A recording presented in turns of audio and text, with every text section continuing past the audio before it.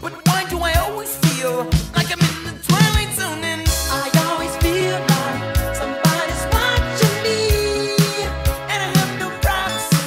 Oh, I always feel like somebody's watching me. With Halloween just around the corner, the paranormal seems to be a timely topic. While the term paranormal may refer to anything from ghosts to extraterrestrials to cryptids like Bigfoot and the Loch Ness Monster to psychic phenomena, for the purposes of this video, the term paranormal will refer to psi. No, not that guy. Psi are divided into two branches, extrasensory perception or ESP, and psychokinesis. To be even more specific, ESP can be further divided into three categories of phenomena: clairvoyance, telepathy, and precognition. Clairvoyance is defined as a type of extrasensory perception that involves communication in which information comes from distant objects or events. Telepathy is extrasensory communication where the information comes from other people, commonly referred to as mind reading. Precognition is extrasensory communication using information from future events.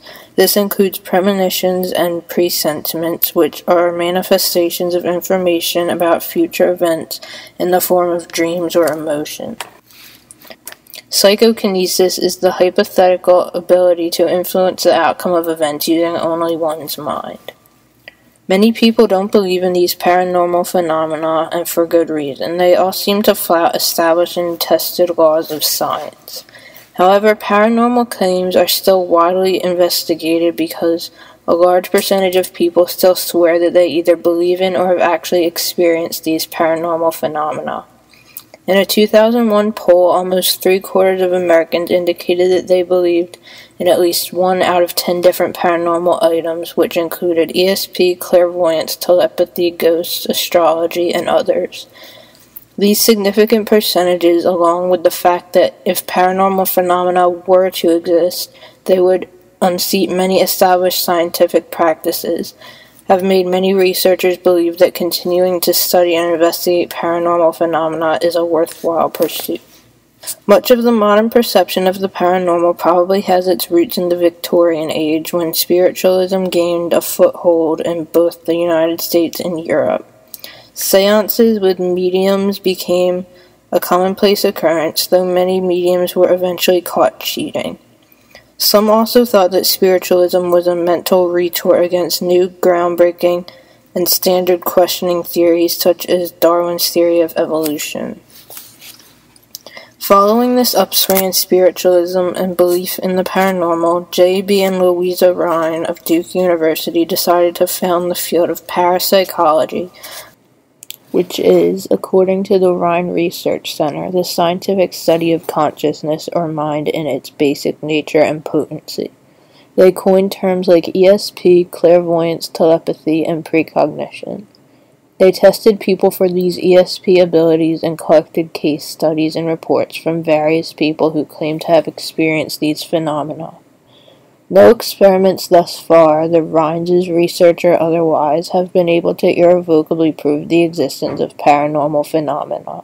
So the question remains, is the paranormal reality? We can't answer this question, but we can look at the implications and potential explanations of paranormal activity to assess the question of what is reality when it comes to the paranormal.